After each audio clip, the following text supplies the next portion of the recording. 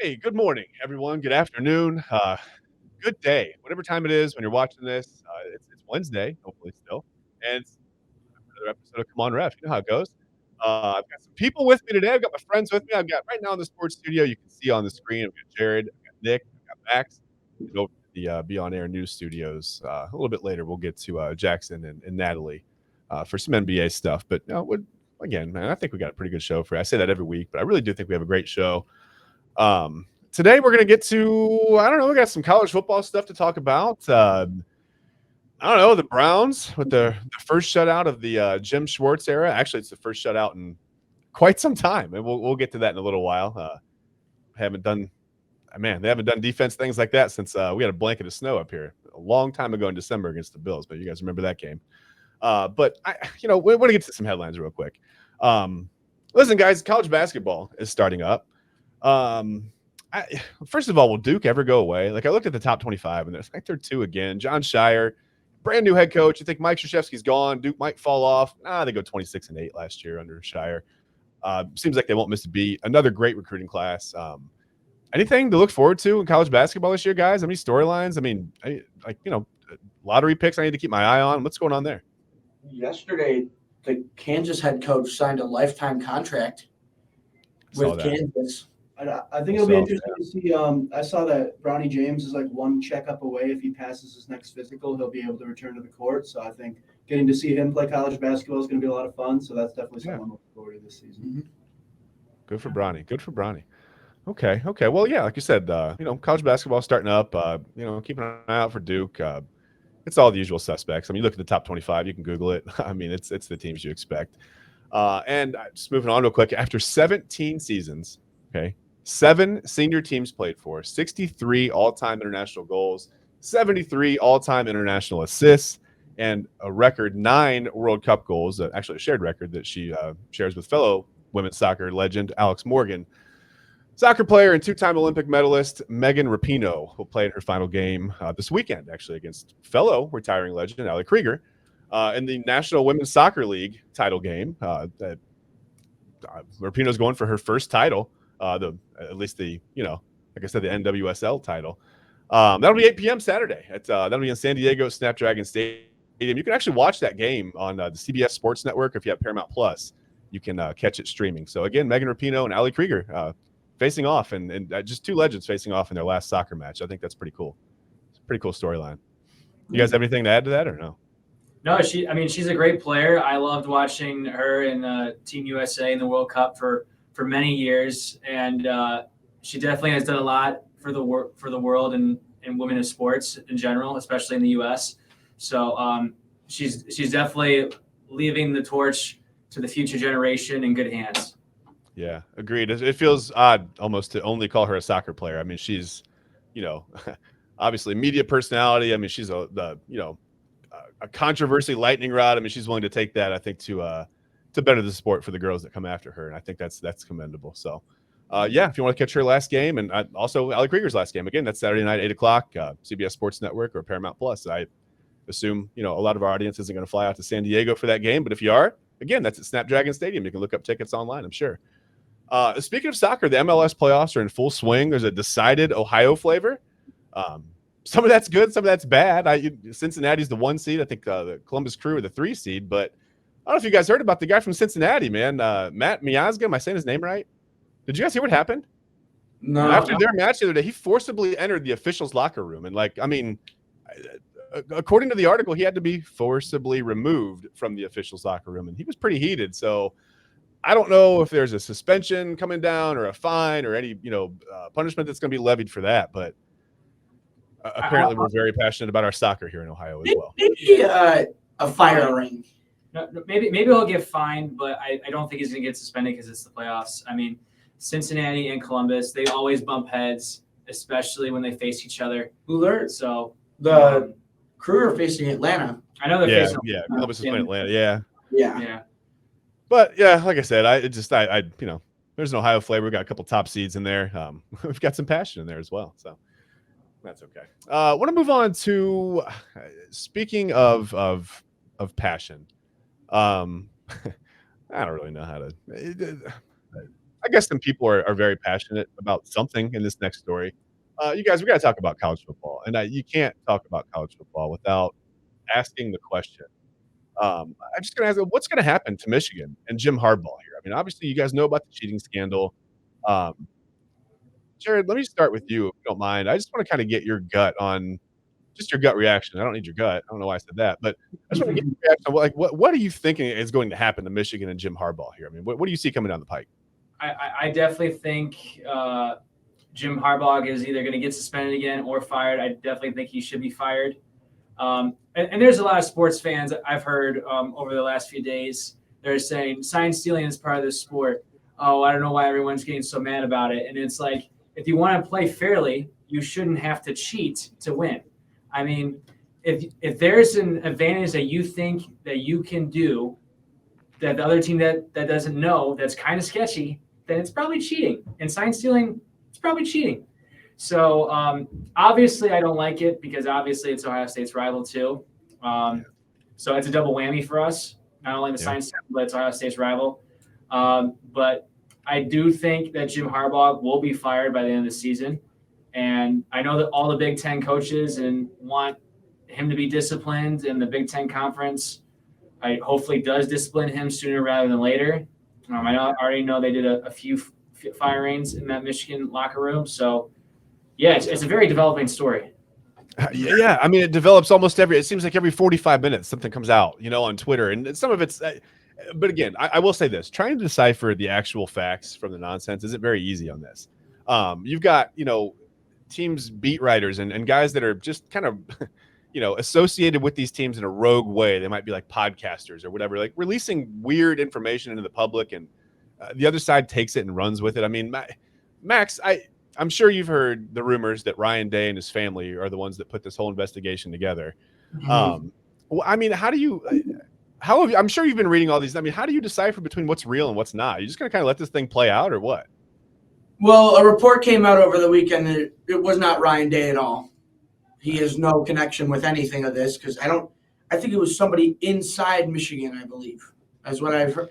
Is what it was. The Ryan Day rumor started on Zach Smith's podcast. I don't think Zach Smith, former Ohio State wide receivers coach who was fired for domestic violence, is the best resource. Yeah, he's trying to get him, but it's like, and yet they're just trying to cover their butts now. They're trying to find a way to get out of this so they don't get in trouble.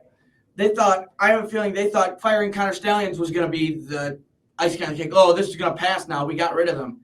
But then yesterday they're starting to bring other teams in. I mean, if Ohio State and Rutgers shared the signals with Michigan or from Michigan to Purdue, then why didn't Purdue at least almost like put up a fight in that Big Ten title game?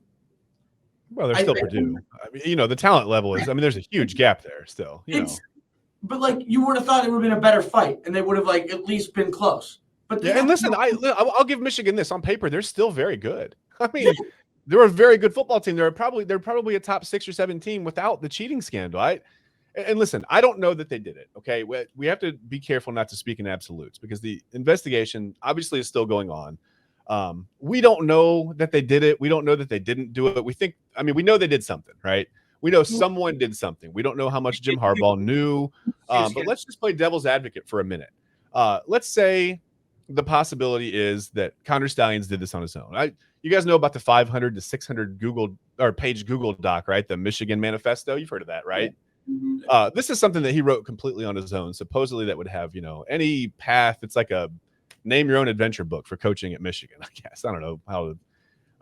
But this guy is obviously a little extreme, right? In his passion for Michigan. Like, what if he saw this as a way to get in with Jim Harbaugh? He said, hey, look, man, I know how to I'm going to go to all these games. I'm going to spend all this money with or without Blake Corum. We don't know. That's another development. He may be in business with Blake Corum. Blake Corum says he doesn't know anything about it, but he's got the LLC all over his hashtags on Instagram, the logos on his car.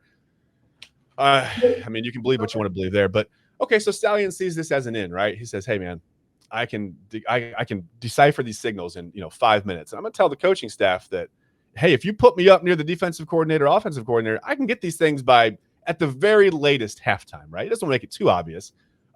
Is there any chance that Harbaugh was just kind of an old man about it, doesn't understand sign, decoding. This guy was in the military, whatever. I don't have time to ask those questions. Let's just play football. If he can tell me what the other team's going to do, get him up here. I mean, is there any chance of that at all? I mean, I think you have to keep an open mind, right? He could have. I mean, you're right. He could have been able to. He was a military guy, but earlier this week, Central Michigan announced that it was him on their sideline. He wasn't on the pass list. He wasn't on any roster or any coaching staff roster on Central Michigan's thing. So people are saying that Central Michigan helped Michigan cheat against Michigan State. Yeah, and which, that, like all of the other information that's come out, isn't necessarily proof of cheating, but man, it's a lot more smoke for the fire, right? I mean, it looks bad. Sunglasses at night. Who does that? I truly don't know. Me probably, but I don't know. I don't know. Yeah, we know you wear sunglasses in the winter, and I don't think that's a problem. But Connor Stallions probably wears sunglasses in the winter too, I guess. Yeah, I don't think that's a problem. But yeah, I don't know. I don't know what to think about this, I guess I'm just trying to keep an open mind because I, like any other Ohio State fan, want to see Michigan punished if they cheated. I'm hoping that they didn't. I really am hoping that they didn't because I feel like the integrity of sports is very important. Jared, you said something like sign stealing, I think, is okay if it happens organically and naturally. If you're standing across from the other team and you notice something on game day from their sidelines, it's a tell. It's just like stealing signs in baseball. You see something, a pitcher's tipping his pitches, whatever, you're going to tell your whole team. There's nothing wrong with that. Okay, that's to me, that's gaining a competitive advantage, right? That's not cheating. When you are setting up possibly an out-of-state LLC to refurbish vacuums. What is going on with this story? Like, are they using that revenue to buy the ticket? I don't know. I have no idea. It's just weird. The whole thing is really weird. That's how it is on TV. Like every time when they zoom in on the coach, they always have the thing covered against their mouth so people can't read their lips and see what plays they're running, especially when their opposing teams go and watch the film back. And I mean, at the end of the day, we can assume one thing, assume another thing, play devil's advocate, but until they conclude their investigation, there's really nothing that we can assume or think. We have to wait until they get all the facts together, and that probably will not come until the college football season is over. I don't think it will. And listen, I think there's another reason that the NCAA and the Big Ten are taking their time on this. Hear me out. This is another kind of devil's advocate kind of a thing, okay? Obviously, it's bad if Michigan cheated, but I think maybe these organizations are doing a little bit of house cleaning too, and like looking back to make sure that other teams aren't doing this. Because okay, here's what happened. Let's say Michigan we've decided that they've cheated. We level them with the 2-year death penalty or whatever. I don't know. They lose 15 scholarships. Bowl game. Yeah, there's a huge bowl ban, right? So in a season and a half, it comes out that Alabama, Ohio State, Auburn, Oregon, Washington, USC, all these other teams are doing it. Then what? Because now you have to level every single other program the way that you set the precedent with Michigan, and now you have an unwatchable product. I don't know. It's all about money. Yeah. I just don't like how they're trying to shift the blame to everybody else when it's like it's pretty blatant that these teams didn't do it. Yeah. I think that's a natural reaction though for anyone trying to defend themselves with any resources that they have. They're gonna try to muddy the waters as much as they can. It's a legal tactic. I mean, I'm more sick of the Michigan fans constantly like acting like they really are genuinely convinced Connor Stallions was acting alone. And it's like, did you not see the clips that came out of him talking to the D coordinator before the play? Did you not see that he's a business partner with Blake Corum? Did you not who do you think is sending him to these games? Do you think he's really just and who is he giving this information to? I think they don't want to see it. They don't want to see it. I mean, they want to look past it. And it's the same thing that a lot of Ohio State fans did with the whole Tressel and the tattoo thing. Yeah, it wasn't as serious, but at the time they violated a known rule. Tressel gained information, kept it from the NCAA. That was a violation. You can like the rule or you can dislike the rule, but at the time it was a rule. I'm not one of these guys that's like, yelling on social media for the Buckeyes to get their wins back. Whatever they did, what they did, they got the wins vacated. It's done. I think that may happen with Michigan. If it doesn't, I think a lot of people are going to be very upset.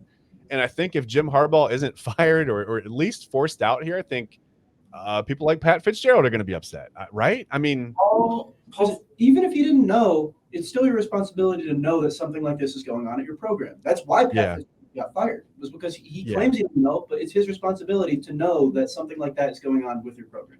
Agreed. And I meant to save the quote for the show. I read a quote last night from Bo Schembechler, of all people. Okay, legendary former Michigan coach, right? Basically, he was alluding to the fact that if you're running a company or an organization, he mentioned Enron specifically to tell you how old this quote is, but the whole Enron financial scandal, whatever. He mentioned Enron and he said, listen, if you're a CEO of a company and you don't know what's going on with your company, you're either lying to me or you're telling me that you're too dumb to do your job and get paid millions to do it. I think that's where we are with Harbaugh right now. He's either lying or he's too dumb to do his job. Because if you're running a company and you're not keeping track of the financials, not keeping track of your workers and what they're doing, then what are you doing? And remember, before 2019, Michigan was 0-8 against Ohio State. 0-8 since 2019. And then the past 2 years, they pull these wins just like randomly after getting They're blowouts. I mean, they're blowout wins. They don't even look like the same team. And then they start blowing Ohio State out. Like, Ohio State had the talent of the teams previous. Yeah. And like they had really good teams. Yeah. And then I don't know. It's crazy how they want to they're blaming Rutgers of all teams. They're going to blame anybody around them, anybody peripherally around them. They're going to blame anybody that's in that that blast radius. They're going to try to take everybody with them. And they're going to blame 1-11, tactic, but it's annoying to watch. It's annoying. I get it. They're going to blame 1-11 Northwestern. I swear they are. Let's blame Northwestern for everything. Why not? But let's get on to something else. I'm going to talk about some college football that happened on the field. Listen, you guys, Georgia outlasted Missouri. Missouri's got a pretty good football team this year. I mean, people are bashing Georgia because they had a tough time with Missouri, but I mean, Missouri's a legitimate top 15 team, right? Georgia beats them 30-21 in Athens. Did you guys watch this game? I watched a little bit, Chad. I will say Georgia's defense was definitely better than I thought. Definitely did really good in the secondary, especially man coverage against Missouri. Did a good job of forcing them to go out wide, not go in the middle, to have space to run, and stop the Missouri's run game. The Missouri's run game was not that great either. So, I was really impressed with Georgia. I didn't think that they would win this game, but somehow they were able to pull out the victory. And their biggest challenge all season long, I mean, their first ranked opponent all season long, better late than never. But as a Georgia fan, I think you're a little at ease now with the ranked victory. Yeah, and they've got plenty of tests coming up. I mean, they played. I mean, they got Ole Miss coming to town this weekend. Number 9, Ole Miss. Yeah, number 9 now. Yeah, number nine, Ole Miss coming to Athens, and that is probably going to be Georgia's biggest test until the SEC championship game. They do have Tennessee after. They play Tennessee in a couple weeks. I mean, Tennessee's they're not the same as last year. Tennessee was up at the top of the mountain at the beginning of the season, and they just gone downhill ever since. I mean, they were top of the mountain last year, and then they lost to Florida. Or no, who did they lose to last year? Tennessee. Well, Hendon Hooker got hurt, and that was the end of their season. Tennessee lost to Florida this year. Do I think that's a game that Georgia should watch in their schedule? Yes, but do I think Tennessee's ultimately going to put up a fight against Georgia? No, I don't. I do. Maybe coming off of 2 tough games, it's a little bit of a little bit of a letdown because you feel like Tennessee's ranked, but we're going in there, we can kind of relax a little bit. Maybe that happens.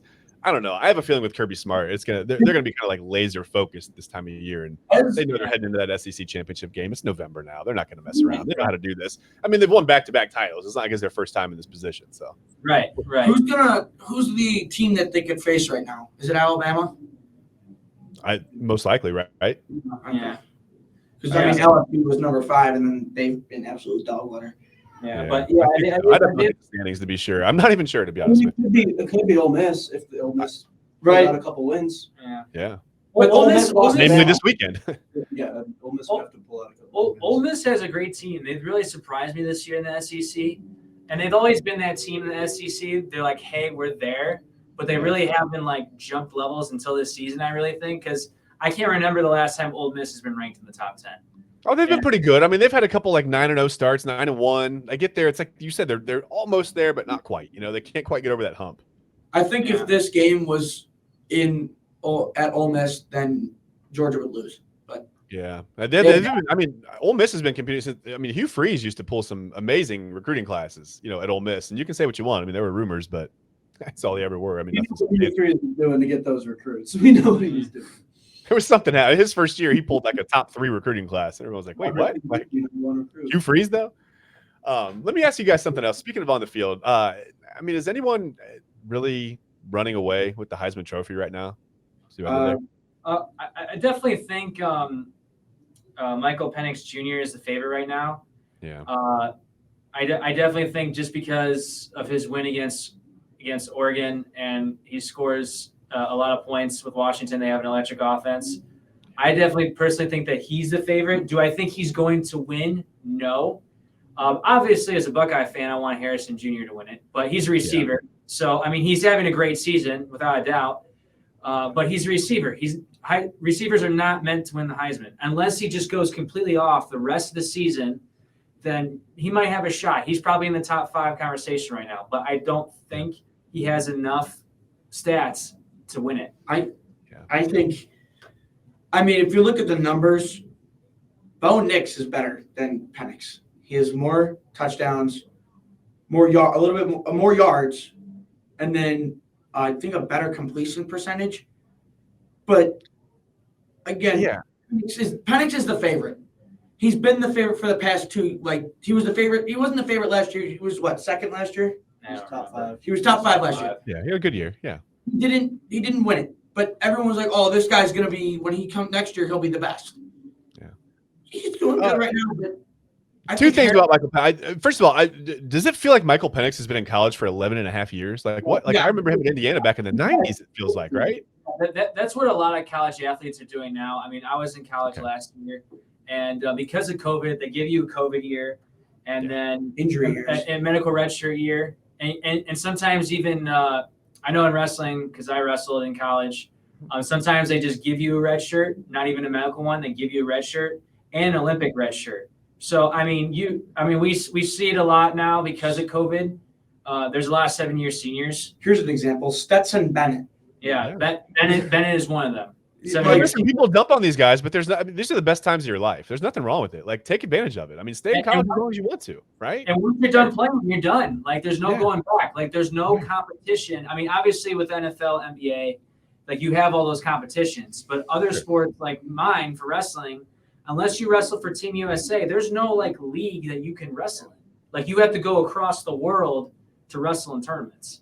Yeah. Or you got to work on your entertainment skills and, go a different route. And these guys, if they stay in college, they can get paid now, so they're not in any rush to go to the NFL. Yeah, with NIL deals, they might be getting paid more with NIL deals than going in the NFL. It's like Quinn Ewers. Right? He left Ohio State and then went to Texas, and then when he went to Texas, he started getting all his NIL deal. Right. Yeah. Hey, I mean, listen, guys, JJ McCarthy was, a favorite to be a Heisman finalist for a while. Do you think that's going to wane now, or do you think he still gets invited to New York? I don't know. I mean, he's a good quarterback, but with everything that Michigan's dealing with right now, even though he's a good quarterback, I don't think he's really blowing me away. I don't think he's blowing the charts off. I just think he's like that quarterback where he can keep you in games. He can help you win. He makes all the throws. I mean, have you seen his numbers on third down? Yeah, they're really good numbers. If McCarthy beats Penn State and Ohio State, then I honestly think he will have a real argument and for sure be a finalist. But I can't even put him in I don't even want to put him in the top 3 right now because he hasn't played a football game yet. He hasn't even played a ranked opponent. This is just won his helmet in the fourth quarter. No, he puts a beanie on and just watches. We always talk about the Heisman moment, like what's this player's Heisman moment? McCarthy doesn't have one. Is there anything? He's flying completely under the radar. Yeah, I mean, I think for a program that's in the national news every day, JJ McCarthy is so under the radar, and I guess that's probably good. That's where you might want to be. I think Michael Penix Jr. has at least one Heisman moment right now, beating Oregon. And if he wins the Pac-12, then I definitely think he's sealed it up. But it's like in Caleb Williams' Heisman moment, that like spinorama in the Pac-12 championship game where he went all the way for a touchdown. Yeah, that was pretty much what sealed it. Even though they didn't win and they lost to Tulane in the bowl game that they played, that sealed the deal. Yeah, he's still a really dynamic, exciting player. I mean, I don't think there's any doubt. Marvin Harrison has like a breakout game against Michigan, like 200 yards, like maybe 2 or 3 touchdowns.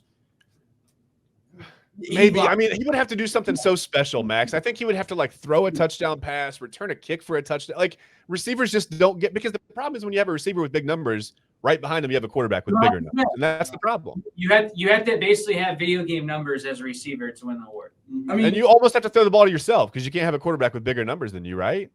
Right. Yeah. right, It's a weird award anymore. It's not really the best player. It's the most impressive stats with a really cool moment nationally now, I guess. I don't know. I mean, I'm just going to use if Kyle McCord was like in the Heisman race, he's not, but if he was, that Notre Dame game-winning drive was the moment.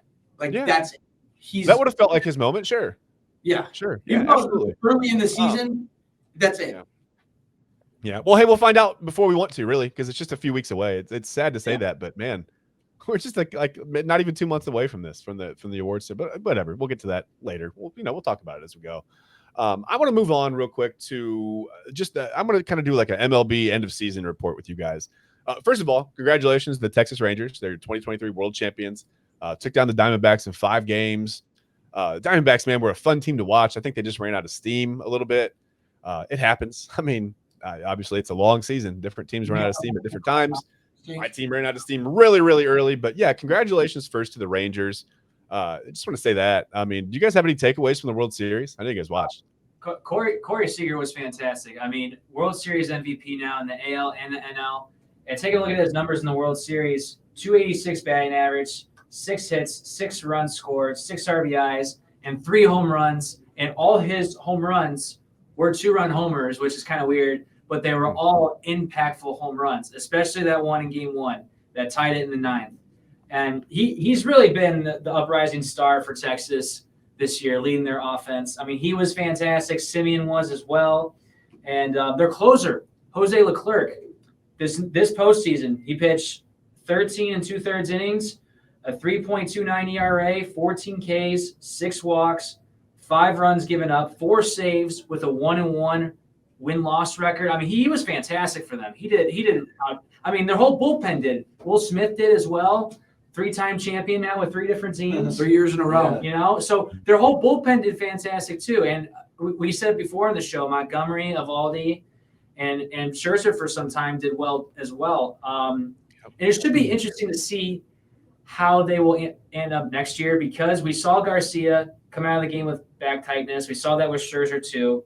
So the fact that the Rangers were able to win those last 2 games without them, especially Garcia, who was the ALCS MVP, it's insane. It's ridiculous how amazing their offense is. Yeah. And we'll have to see how they recover next year, and also with Jacob deGrom coming back. He's not going to be that close to next And Nick, year. I don't know if you've heard this, Nick, but now I'm hearing some rumblings that the Rangers might possibly be trying to free up some money to get in on Shohei Ohtani.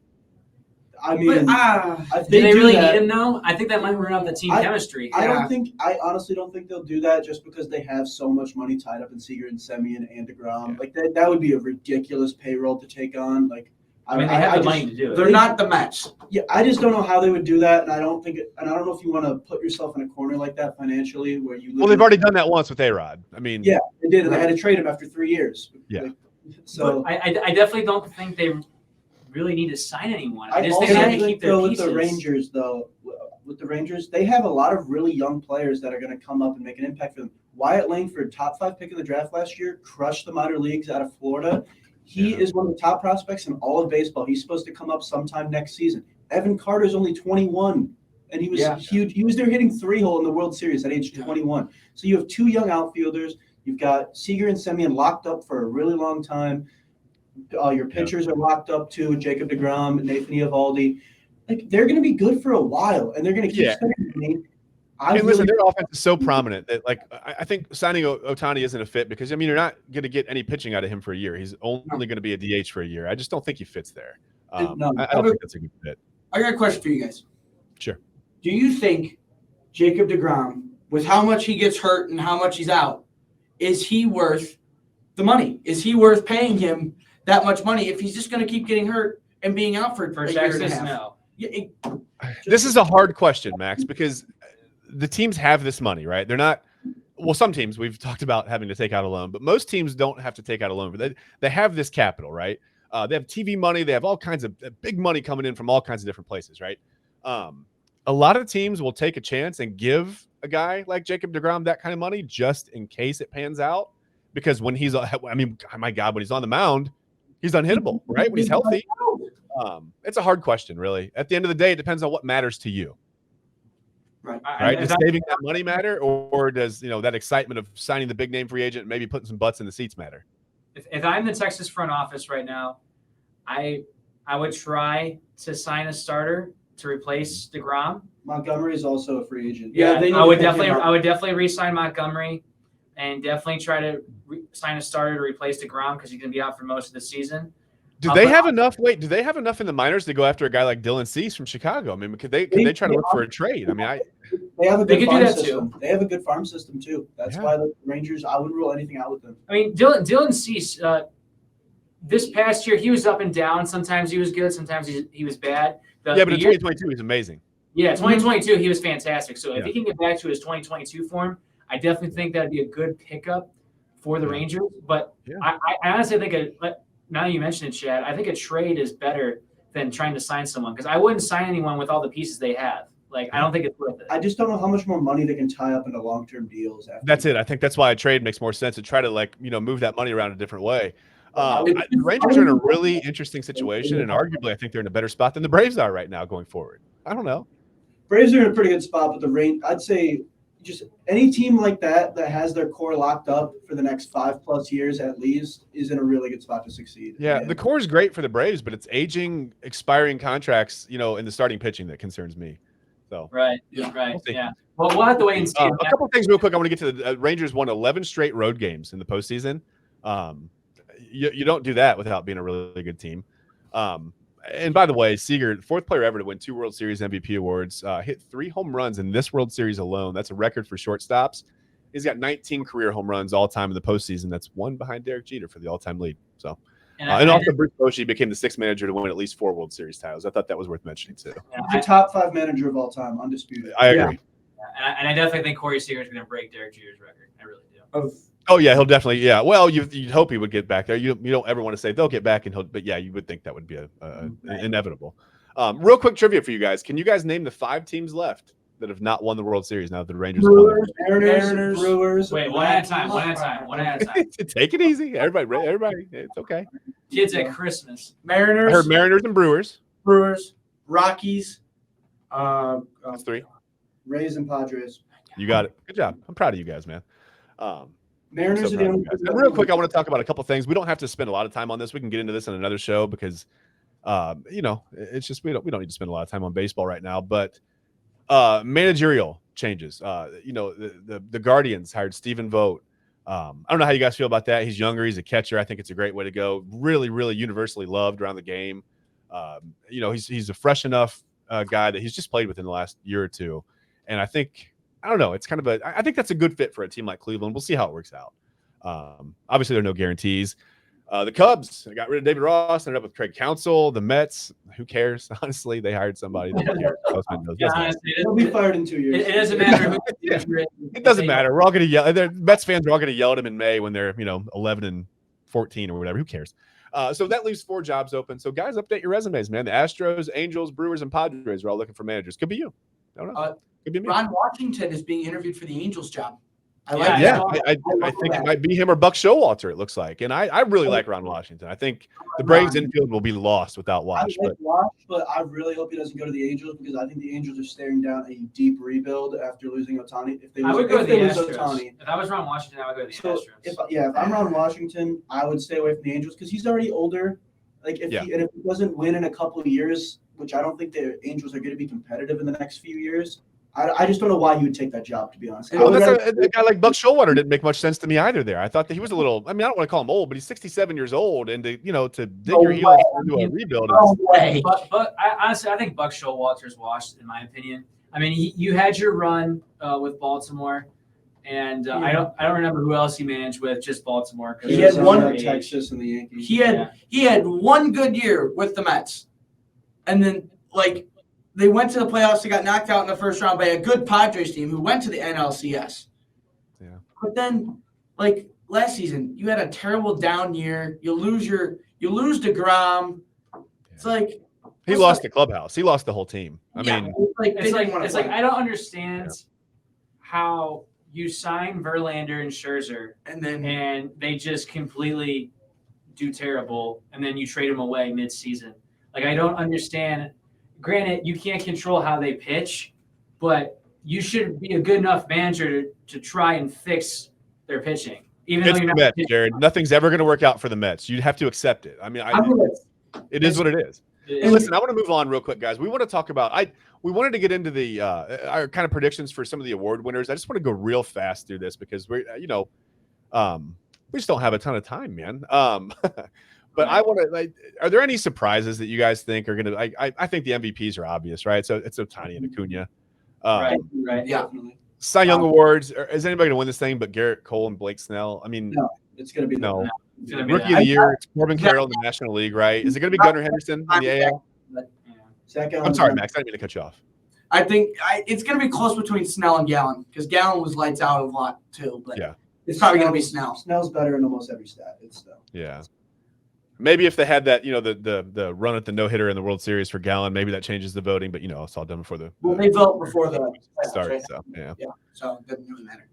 So what do you guys think about Manager of the Year? I thought Bruce Bochy and Craig Counsell. You guys have any? I mean, what do you think?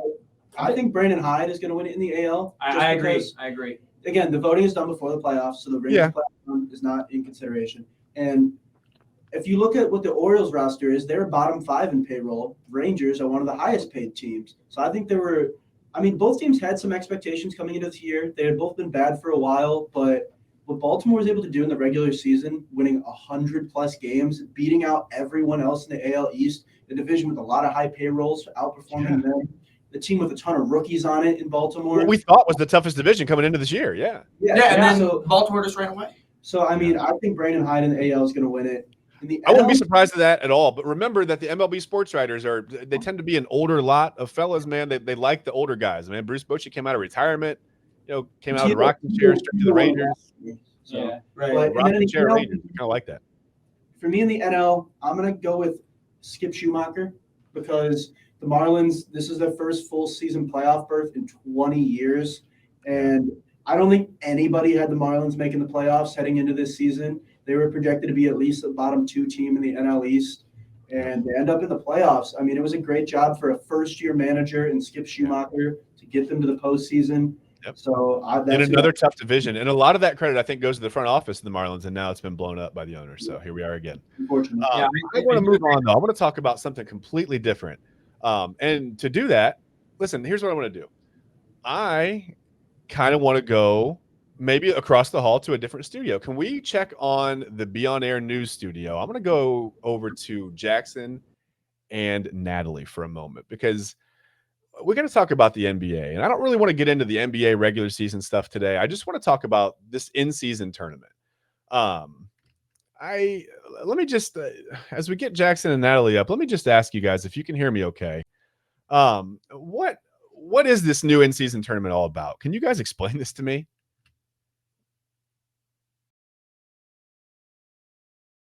The in-season tournament is trying to make, like the NBA is trying to make regular games like more relevant and more important to the audience. Because I know a lot of people myself that don't even watch the NBA really until the playoffs or getting close to the playoffs, and they're like, "Oh, it's just a regular season game." It's just I think that's kind of like the idea that they are grasping on with the tournament. I'm not a big fan of it. I don't like it specifically, but I think that they're just trying to get that audience attention as far as the regular season game, trying to promote it a little bit more, make it more interesting. It could be a marketing tool, who knows? But that's my opinion on that. Yeah, I think everything is a marketing tool when you look at some of these organizations. And something that you said, it struck me as funny. You said that you don't really pay attention until the playoffs. I think there's a lot of players in the league that feel that way. I think there's a lot of guys that don't really ramp up until about maybe 35 games to go in the regular season. They're like, okay, let's get ready for the playoffs now. So maybe that's what this is all about. Yeah, I totally Jackson, agree with that. What's the incentive to win this thing? I'm sorry, Natalie. I'm so sorry. Go ahead.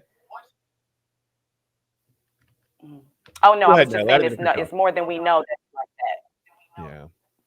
That, they don't ramp up to like after the middle of the season or towards the end and hey, here I am. So yeah, I totally agree with you on that, Chad. And I don't blame them. It's kind of a long season. It's over the winter. You get some days off in there. You can have a little bit of a lull. I get that. Jackson, what's the incentive to win this thing? I mean, why do I want to win the in-season tournament if I'm an NBA player or a team? Well, that's a great question, Chad. Unfortunately, I don't have great answers for you, but I'll put it this way. Anytime you have an entity within an entity, it's never going to be a good thing because now we got more questions created than answers, starting with, let's just hypothetically say the Lakers win this in-season tournament. Do I get a t-shirt? Do I actually get a hat and a t-shirt that says in-season tournament champion? What is that going to look like? Is there rings involved? Is there trophies, ribbons? How does It's this going to look like mesh out? $120 on your credit card. That's what it's going to look like. Well, let me put it in a better perspective. I think this is Adam Silver and the NBA's way of just saying without saying, the NBA doesn't matter anymore until the playoffs. And you can even say the last 2 months of the season, or you can say after the All-Star break, people start taking it serious. But I'm going to be perfectly frank with you. The players don't even care. You want to get people interested and involved with the NBA, have the All-Stars show up every night. Just show up for work, first of all. Second of all, that All-Star game, here we go. Make that matter. Or let that be the in-season tournament. Whoever wins Western Conference, Eastern Conference, you guys get the home court advantage for the finals, period. We're done. That's it. We don't need this. I guess they're trying to be like soccer in Europe. Well, if they're using the same structure, the NBA would have to let rec league teams, high school teams, college teams, guys across the street, guys at the park, create a bubble for all these, like the Lakers versus Jackson Community Center, and then round robin your way. You see where I'm headed with this? There's no point. Yeah, I get it. It seems strange to me. Something that I floated yesterday, and I don't know if it's a good idea or not, but what if you, as a team, you win the in-season tournament, and if there's no, you don't automatically get a berth to the playoffs, but if you make the playoffs as the in-season tournament winner, you start every series up 1-0. I mean, that would be actual incentive, right? No, it's not. The reason not, you're cheating the fans out of a game to watch. You're cheating the NBA itself and the organization out of revenue. Like every time they cut the lights on and open the building and sell popcorn and sell parking passes, like they need those games. Okay. Playoff games are, like I just said, the NBA isn't important until the playoffs. So why would you take a game away from the only time you're relevant? No. Yeah, you're right. You're right. That. I hadn't even thought about it from that perspective. That's a terrible idea. You're right. It has to play out as such. Yeah. But I just want to know, what are the bragging rights? Like, where does the mattering of this come into play? I can't figure it out. Like 10 years from now, will the record books have like, you didn't win the NBA Finals that year, but you did win the in-season tournament. So you're a 4-time in-season tournament champion, but you're only a one. Yeah. You won like 12 kind of meaningless games in the middle of the season. Cool. Something. It should go towards a charity or a school or something. I mean, they got enough. I'm not saying they have enough money, but you can never have enough money. But I mean, at least let it be worth something that means something towards some children or something like that. I don't know, like a charity or a high school, a college, something like a scholarship program. So something like that, I can deal with that. But just to be getting in and put in your pocket, I'm not with that. Okay, so listen, you made me think of what could possibly be a really good idea. What if through all the you've got the when you get to the knockout round, basically, we're now in the the play-in. I don't even know what to refer to it as. But when you get to the actual knockout rounds, what if we have like a predominantly like middle school, high school, kids audience? Like what if we get like 20, 30,000 students in the area that you get a certain GPA or whatever, you meet certain things, that whatever, you get a free ticket to these local games. I mean, what if we do that? That would Speaking be of nice. charity, That right? would be awesome. If anything revolving around kids, I'm all for. Yeah. Kids, 85% of kids in school love sports, play sports. They look up to these guys and stuff, and that would be awesome to do. I think that would be a good idea. What you think? Well, personally, it'd be a great idea anytime the kids are involved.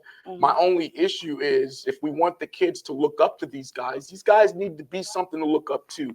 And part of that is just being responsible enough to take care of your body, get rest, get sleep, watch film, show up to practice on time, and show up for the rotten game. There's no reason guys are taking time off when they're not injured, they're not sick, they're not heartbroken. There's no reason to be missing the games. So the way I see it, it all goes back to square one. Let's just get these guys to show up for work and then go from there. Maybe if people showed up understand. for work. Yeah, I was going to say, I understand load management to a certain point, but I also, I think you have the responsibility as an NBA team to put a certain product on the floor, right? When people are spending thousands of dollars to come watch you play. Chet, I'm sorry, man. These are supposed to be the best conditioned humans on the planet. You can't play 82 games plus a couple months. There's players that played for years and never even got to play past Memorial Day. Reggie Miller's one of those guys. I'm just saying, no, he did get to play past Memorial Day. But my point is, the average guy that goes to the league won't even be playing from September until June. Yeah. It's a select few, okay? Yep. Most of these dudes only got to play between September and April. Right. You can't afford conditioning. You can't afford a masseuse, a trainer, personal chef. Take notes from LeBron. There's a lot of things you can do in this day and age. There's a lot of things you can do in this day and age to take care of yourself and be able to show up for work. We're not asking them to do anything out the ordinary. Like I said, these are the best conditioned humans on the planet. Yep. They're 19 years old. Let me ask you guys the real question, the burning actual, the fire question when it comes to the in-season tournament. What is up with the floors? I can't stand them. First of all, they're so bright. They're so glossy. It takes away from the game to me. I don't know. I just think it's unnecessary. Okay, maybe put like a little graphic on there. That's fine. But the ones I've seen were like bright blue and bright green. And some of the players' shoes are bright blue and bright green. And like you can't tell what's going on. See, I like to focus on the game, of course. But yeah. I just think it's unnecessary. I didn't think they needed. And then when I read about it, I said, well, they can't even disclose how much they paid for it because it was probably astronomical amounts. But I get where they were heading with like, okay, yeah, we're taking a U.S. Cup idea. Okay, that's fine. But they could have kept that. They could have just left that out. I don't like it. I think it's tacky and I think it's messy. It's a lot. Jackson, I don't know how you feel, but I think I was watching the Thunder the other night. They got that blue floor. I looked over at the wall from the TV and I just had like these red lines in front of I'm like, oh my God, like I can't focus. I can't see my room. I mean, it was crazy, but look, man, I'm gonna give it to you like this. I've learned in life when you have something and then you have something unnecessary that's being used as a distraction, that distraction is there. And it's stating the obvious. This is the most unnecessary product of all time in NBA history currently. Yeah. So when you have floors that look like that, yeah, they obviously want you to look at something other than what's really going on. There's no reason the floor should look that way other than obviously this whole thing shouldn't even be existing. So what can we do? You know what? Those floors actually are. It's the equivalency to when you're fed up with your job and it starts buzzing in the cubicles. So what does management do? They order pizza and 2 liters for everybody for lunch. That's what this whole thing is in a nutshell. It's a pizza party for disgruntled workers. It's the NBA pizza party. Hey, we bought you guys pizza. How can you still be mad? All right, we gave you a meal, right? Now get back to work. Oh, man. I thought at some points, I turned it on. I thought I was watching a swim meet. I was like, oh, this is a pool. This isn't it took me a minute. I don't know, whatever. I do want to move on from the NBA because I want to talk about something that, I thought this was kind of a cool number.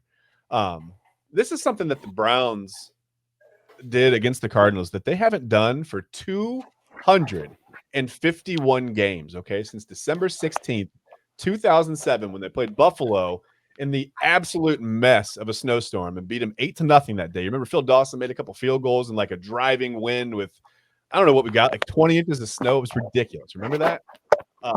Yeah. So the Browns shut out the Cardinals 27-0. Deshaun Watson played. He was okay. What, 19 of 30 for 219 yards, a couple touchdowns. I mean, he certainly played better than Clayton Tune. I guess if you're going to compare the quarterbacks, you've got that going for you. But what were you guys' takeaways from the Browns? I mean, it's hard to really say, okay, hey, the Browns shut out a fifth-round pick at quarterback for the Cardinals. Now the defense is back on track, but it's got to feel good to see the 0 up there, right? I'll let Nat start. Okay, I'm so sorry. I did not hear. And I apologize. Oh. Yeah, no, we've got Nick in the Be On Air News Sorry, studio. Chad. Oh, that's okay. No, that's okay. I know there was a lot of commotion going on. I was just asking you what you thought. I mean, the Browns shut out the Cardinals. Again, 27-0, whatever. It feels good. Yeah, it was against the fifth round, rookie quarterback who obviously looked like he was a little lost on the field. But it's a shutout, right? It feels good to see the 0 up there. It felt great to see a 0. The victory felt great. And you know what really grinds my gears sometimes is that people, no matter what, we could win by a million points, they still want to pull something like, but this could have happened, but this could have happened, but this could have happened. I think we did good. I think, it was Arizona. They're not a good team. We get that. A W is a W at the end of the day. But the shutout, that was definitely to be expected. I expected, I'm pretty sure my comrades did, but good win. I'm Victory Monday, victory week for me. Take it. Yeah, it seemed like the Cardinals were going to have some trouble scoring coming in, but you never know. It seemed like the Colts would have trouble scoring coming in, and they almost put up 40. So who knows, right? I mean, Jackson, what were your takeaways? I felt like, first I want to agree with what Natalie said. Cardinals is a horrible team. They're 1-8. However, they are one of the 32 teams in the NFL. Yes. They are a professional team. So for all practical purposes, the Browns did beat a professional team Sunday. But the way I see it, there's not a whole lot to take away. If they had lost that game, there'd be so much more to talk about. They were supposed to win that. That game itself was telling of the season in a nutshell. Offense did well, racked up points. Defense showed up. They were the living nightmare they've been all year. Arizona doesn't score. All that's supposed to happen. None of that's out the ordinary. What I do want to bring attention to before I pass the mic, I noticed the Browns are 5-3 right now, and I also noticed that Deshaun Watson has missed 3 games. In a perfect Cleveland Browns world, you would like to think that the Browns were 5-0 with Deshaun in those games he didn't play and they lost. You know what, ladies and gentlemen? That's not the case. The Browns have found ways to win without Deshaun, and they have found ways to lose with Deshaun. So with that being said, at 5-3, I think the saga continues, and we're far from conclusion with them. There's still a lot more season left. But as far as just this weekend goes, I think everything went just as according to plan. Yeah. What do you I think, do Nick? too. I mean, Nick, you can't argue with the shutout, right? I think it was a little expected. Did you feel like Watson played a little better? Did you feel like he looked a little healthier out there? Oh, definitely. Watson, he was pretty accurate for the most part. And that last deep ball that he threw to Amari Cooper, his last pass of the game, that showed me that Watson's arm is healthy. Because a quarterback with a bum shoulder does not make that throw 50 yards downfield. That's the best throw that I've seen Deshaun Watson make in a Cleveland Browns uniform. And I've seen a lot of numbers going around the last 2 full games that Deshaun Watson has played for the Browns.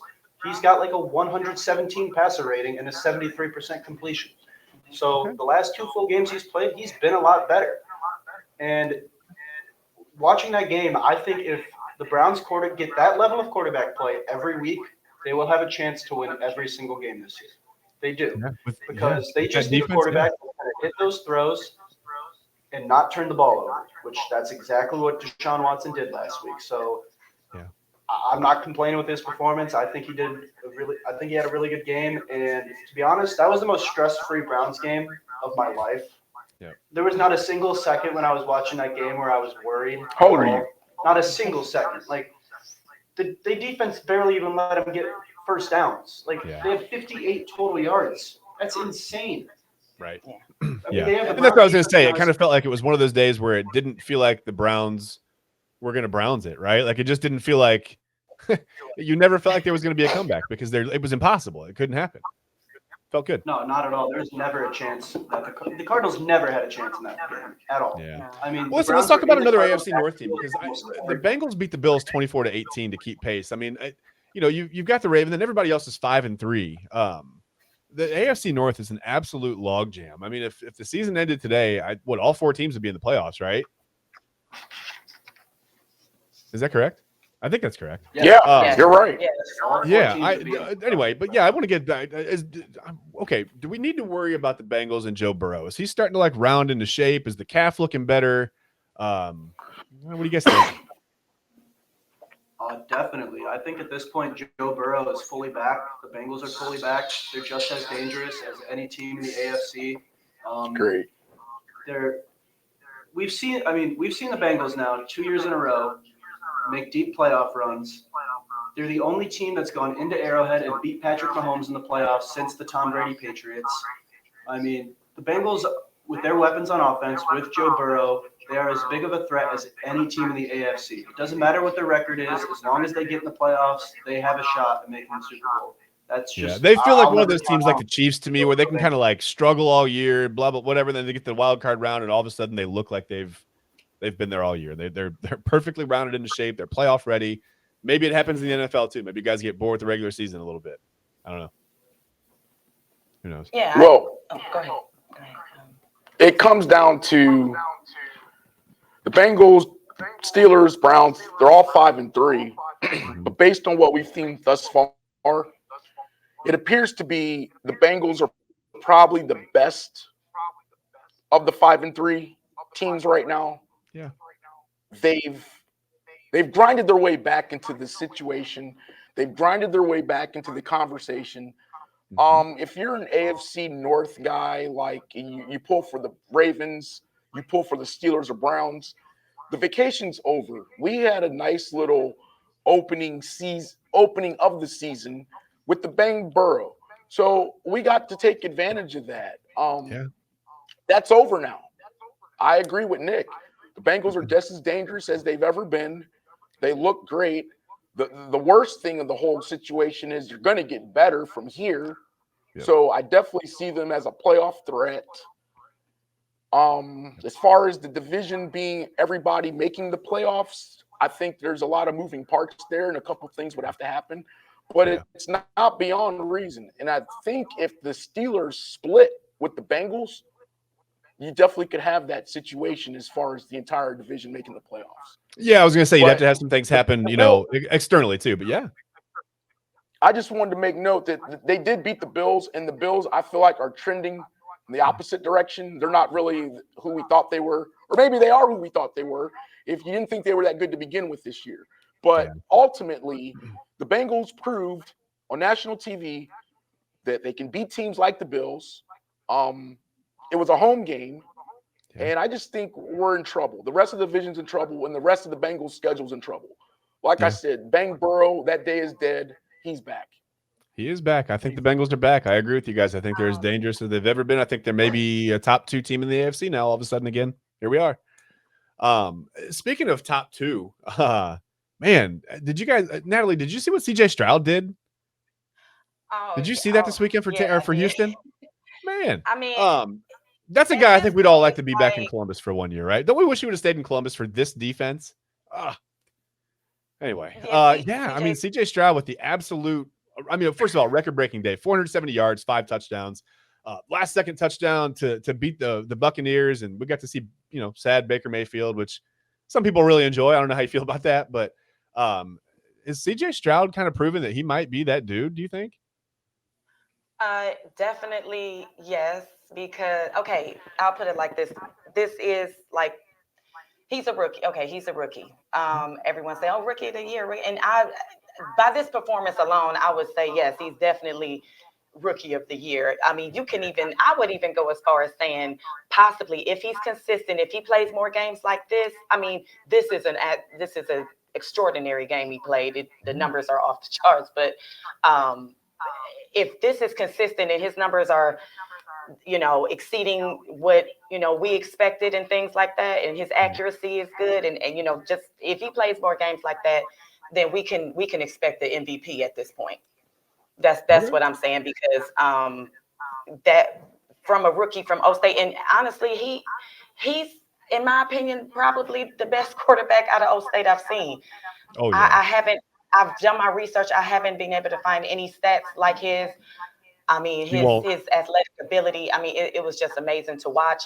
We need to appreciate the fact that his determination, his drive, his game alone, his accuracy. We gotta recognize that and appreciate it. Really. Absolutely. Jackson and Nick, I mean, what do you guys think? If the Texans make the playoffs, and like Natalie said, Stroud has a couple more games where he goes for 450 plus and 5 touchdowns. I mean, do you think he enters himself into that MVP contest and that race or no?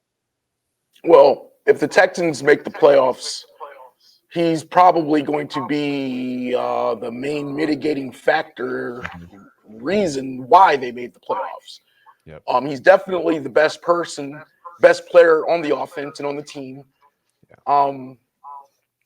They beat the Steelers, and I mentioned that because as a Steeler fan, when that game rolled around, I'll even go further back. Last summer, when I saw that game on the schedule, that was a W. I didn't even think about it more than 4 seconds. I saw Texans, got happy, and kept moving. But when the game showed up, that wasn't the team that I had been picking against 2 months prior, 3 months prior. And even since that week, I've noticed the Houston Texans are getting better each week. Mm-hmm. They don't even necessarily have to win the game. They're just losing better or they are winning. So as far as Houston being a playoff team and C.J. Stroud being an MVP, I think those statements are attempting to boil the ocean. Let's slow down. Yeah. Let's let this develop some more. You know how I feel about rookies. Let them play. Let them develop a resume. Let them build the catalog. You know, let them get through the winter. Yeah. Let them drop an album, and then let's see how this stands up. I just think it's too soon to have conclusive statements yet. I will say, as far as being a Buckeye fan, yeah, he's the best dude we've ever seen. Sorry, Craig Krenzel. Sorry, the one guy from Pennsylvania. I can't think of his name right now. But there's Troy Smith was one of them. Yeah. We've seen so many guys that we. Tom Tupa had a couple good games in the NFL. He was a punter though. I'm just saying, Kirk Herbstreit. You know, the list goes on and on and on with Ohio State quarterbacks, what they do in the shoe, and then what they don't do in the NFL. So and you were thinking of Terrell Pryor. Yeah, for sure. C.J. Stroud. It's awesome to see what he's doing, and like I say, let's just stay tuned. It's too soon to make a conclusive statement. That's fair. I don't know what the album will sound like, but I know right now the album art is fire. If Stroud drops an album, he's looking pretty good right now. Nick, I'm gonna get your opinion real quick on this. Do you think Stroud can enter his name into the MVP race if the Texans do some things? I think he could get into the conversation. I mean, a rookie. I don't think we've ever seen a rookie quarterback ever even be in MVP talk. So the fact that we're even bringing his name up for this shows how crazy of a season he's had. It's really special. Yeah. I think down the line, he's definitely going to be an MVP candidate. I mean, we've seen now the Texans franchise has had a crazy transformation. Before C.J. Stroud got there, we talked about the Texans like they were the worst franchise in the league almost the past few years. Right. I mean, the whole debacle that went down with Bill O'Brien, Deshaun Watson, DeAndre Hopkins, the whole debacle. They were the most incompetent franchise in the league the past few years. And now all of a sudden, C.J. Stroud shows up. And we're talking about them as a potential playoff team in his first season. And let's give DeMeco Ryan some credit too. I mean, they've really solidified that roster. I mean, it looks like you said, they're going to be a competitor for a few years here. Yeah, in one offseason, they added their head coach, DeMeco Ryans, their defensive building block in Will Anderson Jr., and their franchise quarterback, C.J. Stroud. That's about as good of an offense. They're doing some things. And like you said, I think they're going to be in the conversation. Stroud will be in the conversation for MVPs. I think the Texans will be in the conversation for, I don't know about Super Bowl contenders right now, but I think they can be in the conversation to get into the playoffs. And listen, we want you guys to always stay in the conversation. So please remember to like and subscribe and follow us on social media. All the info's down here. Hopefully, I wasn't pointing at nothing. But I'll edit that, so I guess I can fix that. So listen, guys, we appreciate you so much. Thanks for watching. For Natalie, for Jackson, for Nick, now in the Be On Air News Studios, and for Jared and Max over in the Be On Air Sports Studio. Again, I'm Chad. I'm your host. Hey, Jared and Max. Thank you guys for watching so much, and we'll see you next week on Come On Ref. Bang, bang, bang, bang, bang, bang.